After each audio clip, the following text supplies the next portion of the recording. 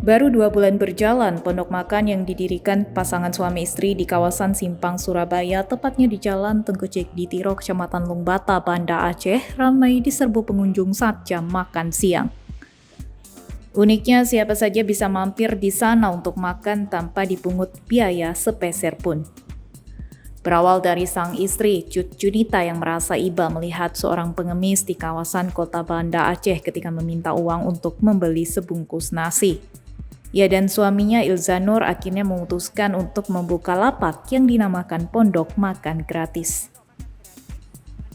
Dengan niat bersedekah, Pondok Makan Pasutri ini mulai beroperasi sejak tanggal 10 Agustus 2023 dengan modal uang pribadi. Hingga sekarang, Pondok Makan Gratis ini buka setiap hari Senin hingga Jumat, mulai dari pukul 11 waktu Indonesia Barat hingga pukul 14 waktu Indonesia Barat dengan menawarkan nasi dan beragam lauk pauk. Dalam sehari, Pondok Makan Gratis milik Pasutri ini bisa menghabiskan beras 1 sak 15 kg. Sementara uang belanja bisa habis kurang lebih sebesar 1 juta per hari.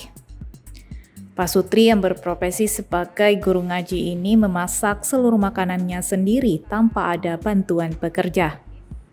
Kebanyakan pengunjung yang singgah makan di sana merupakan mahasiswa, tukang becak, anak sekolahan, dan masyarakat kurang mampu. Selain menerima donasi berupa uang, keduanya juga menerima donasi berupa bahan makanan seperti sayuran, ikan, ayam, dan sebagainya.